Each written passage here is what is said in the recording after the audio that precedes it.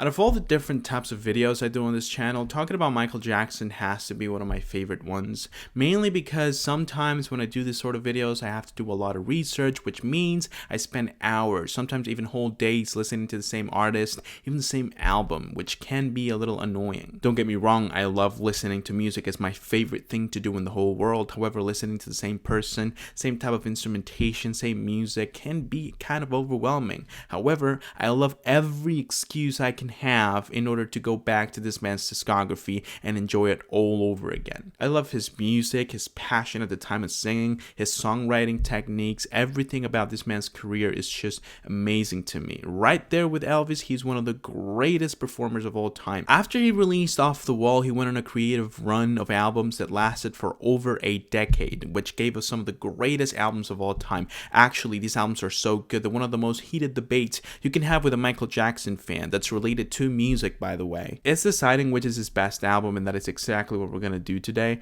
I picked the top 3 Michael Jackson albums. I'm going to review every single one of them, and I'm going to give my opinion on which one is the best one at the very end of the video. Now, I must remind you guys that this is only my personal opinion, so if you have your own, and I'm pretty sure you do, you can go ahead and leave it down below in the comments, and I'll make sure to read it and give you my opinion on your opinion. I don't want to make this intro too long, so let's go on with the first album. Now, surely you guys knew that this album was going to be here, right? I mean, this is pretty much Michael Jackson's awakening after a not so enjoyable Motown era in the 70s. Off the Wall was released at the peak of disco music's popularity in 1979, and still somehow it manages to be one of the key releases of that genre, mainly because it's the best one it has to offer. Let's be honest here, this is pretty much Michael Jackson's most influential work, influencing a lot of artists from the R&B scene in the 2000s and 2010s with this fusion of pop, funk, and disco music. Actually, I'm gonna say right now, this is Michael Jackson's most influential project and one of the most enjoyable ones too.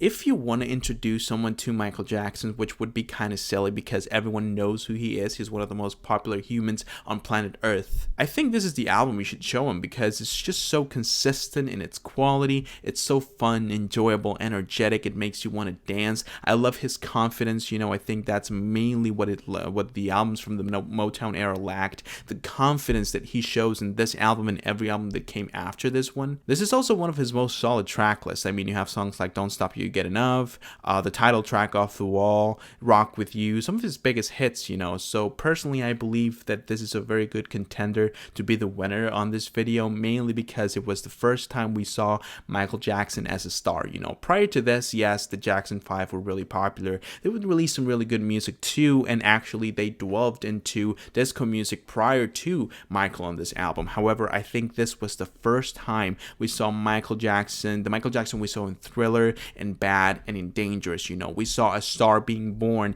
thanks to the consistently amazing track list this album has to offer. The level of quality is fairly balanced. There's no point in the album that's better than the other. The only low point in this record, I think, it's the track She's Out of My Life. I feel like in this song he sounds way too vulnerable, but not in a good way. You know, vulnerable enough where it feels like it's faked. In the future, you'll see that he does a way better job at portraying feelings in his ballads to the point where it's kind of like the main catch in a lot of the other albums like Dangerous and Bad. So because of the massive shift in personality he had after Thriller, people tend to forget this album in my opinion. I mean, everyone loves it, the critics love it, the fans love it. It sold very well, you know, it sold millions of copies in the week it was released. But what I'm saying is that when it comes to the conversation of the greatest album that Michael Jackson has to offer, I don't really see this album being brought up that often, and in my opinion that's wrong because honestly this is a really good contender to be his greatest album. We have the most influential record he ever produced, and we also have one of the best track lists in his entire discography. So this definitely could be the winner in this video. Another qualified contender for the best Michael Jackson album title has to be the massively successful Thriller. I mean, we're talking about the greatest selling album of all time, released in 1982. Actually, saying that Thriller was massively successful feels like an understatement. I feel like I should create a new word to explain how big of a success this album was. The fact that almost every single song on this album reached the top 10 in the Billboard charts, it's impressive in its own right, but we're also looking at one of the most impressive track lists in the history of music. Okay, we have Beat It, Thriller, Billie Jean, Baby Be Mine, The Girl Is Mine, Pretty Young Thing, songs that are ranked among the greatest songs ever made. There's no doubt in my mind that this was the point where Michael Jackson was at its very peak, mainly because of the thing that surrounded this record too. The release of the music video for Thriller, the moonwalk, there were so many things happening at the same time that solidified Michael Jackson as the biggest star in the world, and all of this happened with the songs released on Thriller. Anyone that studies the success that Thriller was in the 80s is gonna argue that this is Michael Jackson's best album, definitely. However, there are a few moments in the record, after 40 years have passed, it didn't really age that well and kind of knocked the album out of that spot. Actually, I have to say this, and I'm kind of scared to say it because I know a lot of people are going to come for me for saying this. This is one of the most loved albums of all time. In my opinion, out of the 3 albums we're talking about in this video, this is the weakest one. I mean, we're looking at songs like The Girl Is Mine, The Lady in My Life, Human Nature.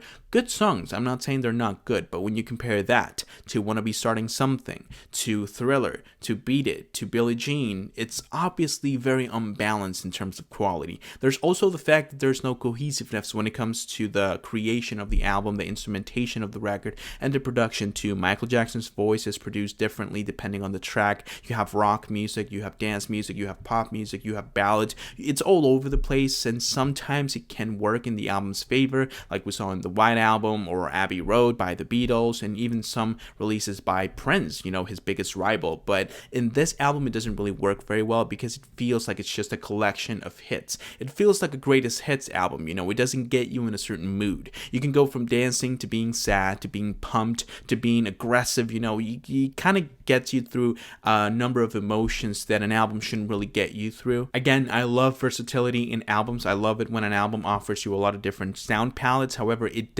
needs something to connect all these different ideas you have on your mind, right? And Thriller doesn't really do a good job connecting these ideas. It has a lot of moments where you don't really know what era of Michael Jackson you're listening to. Sometimes he comes back to the Off the Wall era. Sometimes he takes things from his Motown era, jumps into a completely different style of performing, and even though I love most of the performances in this album, I have to say that the overall listen feels like, again, a greatest hits record. I don't feel like I'm listening to an album. Obviously, the fact that the track list is so impressive give the album enough points to be in this video and to be ranked with the greatest albums of all time. I'm not saying this album is just above average by any means. This is one of the greatest releases of all time and definitely in the top 10 of the albums released in 1982. However, when you compare it to the other album we're talking about now and when you compare it to Off the Wall, it's clear that those albums feel more like albums. They're more consistent and cohesive in its narrative, in its sound palette, and also in the way that Michael Jackson performs. So even though I love Thriller and I think this album is incredibly influential, obviously changed the way music worked, not only by the sound of the album, but also the way it was marketed, with the moonwalk, with the music videos that were premiered on MTV when MTV was starting. There's a whole story to the release of this album. And if you want to talk about Michael Jackson's biggest achievement in overall music industry and his business and all of that, I think this is the highest moment of his career. Sonically, and when it comes to only music, I think that the album we're about to talk about next and Off the Wall are more impressive, cohesive, and just feel more connected. So yeah, great album. I don't even have to tell you to listen to it because every single human on earth have probably heard more than a few tracks in this album. So yeah, because Thriller was such a big success and Michael Jackson was the biggest star on earth, everyone was waiting for Bad to be released to hate on it. Actually, there was an article released back then that said that if the record sold less than 7 million copies, it was going to be a failure. 7 million copies is the peak of any other artist, but when it comes to Michael Jackson, he was so big that 7 million copies was going to be seen as a failure, and he was kind of right. I mean, back when Bad was released, Thriller had sold, I think it was 26 million copies, so everyone was waiting for an equal amount of success for this album, but people kind of knew that wasn't really possible. But that is when Michael Jackson shines. He likes to prove people wrong, and with Bad, he definitely succeeded because only in its first week in the US, it sold over 2 million copies, being one of the most successful albums of all time and breaking the records for the most amount of number ones in a single album. It was only equaled by Katy Perry back in 2011 with the album Teenage Dream. In my opinion, this is Michael Jackson's most important moment, mainly because even though Thriller was way more successful in terms of sales, this album solidified Michael Jackson's persona. It introduced his true personality. Even in albums like Thriller, where the performances are very energetic and passionate, I feel like Michael was held back back by this desire to be accepted or fit into a certain genre. Instead, in Bad, I feel like we're actually taking a look at his true personality, the power and passion behind songs like the title track, Bad, for example, or Dear Diana, Speed Demon, songs that truly show the amount of passion he has for this type of music. There's a lot more rock elements. The sharp drumming is amazing. The amount of synths used throughout the album adorns the instrumentals, making it feel more lush and complete. We have a beyond amazing track list. This time we don't really have any flukes. We don't have any songs that are below the level of quality of other songs. Smooth Criminal, Speed Demon again, Dirty Diana, The Way You Make Me Feel, Man in the Mirror, one of his best songs and one of the most legendary tracks ever made. Liberian Girl, a clear example that you can play with different styles inside of an album while maintaining the connection between the songs. Everything about this record is done properly, which is why, in my opinion, in terms of created outbursts, this is the best moment in Michael Jackson's career. Production is also massively improved from the previous album. In Thriller, sometimes his voice got lost in the mix, especially in the slower songs. Instead, in this one, again, in tracks like Men in the Mirror, I Just Can't Stop Loving You, and Liberian Girl, everything sounds at the right volume, which is something I love. So it's such an impressive track list. It has some of his best songs, but it's also very connected and feels cohesive. I think this might be my favorite. However, before we get into the conclusion, I want to make an honorable mention here because I wanted to include Dangerous, the album released in 1991, in this video. However, I feel like this album just lacks a little bit of quality in order to fit into this top Michael Jackson albums list. Don't get me wrong, even though I say that, I don't really think that this album gets half the praise it deserves. A lot of people overlook this album because they look at the track list and they don't really see that many hits. You do have Black or White, Remember the Time, which has to be my favorite Michael Jackson song ever. But because they see other songs that they don't really know and a runtime that goes over an hour, a lot of people skip this album, and I don't think that should happen. Out of every single album on this list, I have to say that this is the one I've listened to the most. I love the energy, the production, and I love Michael Jackson's performance in every single song in here. The only problem I see with this album is that the drumming, the instrumentation, the percussion on this record can be a little repetitive, which can make the listen kind of boring. It sort of depends. Like if you're on a car ride, you're gonna enjoy the hell out of this album. If you're doing something else while listening to the record, it's gonna be really enjoyable too. But if you're paying attention, if you're just sitting down listening to the record, sometimes you're gonna find that it's a little bit repetitive and boring. There are songs in here that are well over 6 minutes and they don't really need to be. The album just didn't really need it to be that long, and there are a few tracks here and there that shouldn't really be in this album. It's a lot of extra stuff going around, a lot of filler, and the level of quality in this album is also kind of imbalanced. But overall, this is a great album and I don't think enough people talk about it. So yeah, definitely give this album a try. You won't regret it. Alright, so I think we can all agree that this is a very difficult decision. I mean, every single album we talked about here so far could be called his best work, mainly because every album represents a different stage in Michael Jackson's career, a different type of success. Off the Wall is by far his most influential project and the first time we saw Michael with such a level of confidence. Thriller is the best-selling album of all time. It gave Michael that superstar status, and also it's the album where he tried a lot of different genres that, even though it ended up hurting the album overall, if you look at the tracks individually, it's by far his most impressive track list. And then you have Bad, which in my opinion sonically is the peak of Michael Jackson. It's the moment where he truly solidified his style, his performance, and his passion for music. So it kind of boils down to your own opinion. The one you think is his best album because every single one of the 3 albums I talked about here deserves to be called the best. If you were to ask me though, the one in my opinion is the best one, I have to say that it's Bad. The production, the level of passion put into the performance, the sound palette, the instrumentation, the percussion in this album is simply amazing. In my opinion, the 80s is one of the most interesting and enjoyable decades that music has to offer, and still I would put this album into top 10 greatest album of the 80s. It's just that good in my opinion. The Way You Make Me Feel is one of my favorite songs by Michael Jackson. Men in the Mirror gives me goosebumps every time I listen to it. I love the message of that track. I love Dear Diana. I love Smooth Criminal. I mean, who doesn't? The danceable nature of all the songs in this album, even the most aggressive ones like Speed Demon or Bad. The mysterious and seductive nature of Liberian Girl.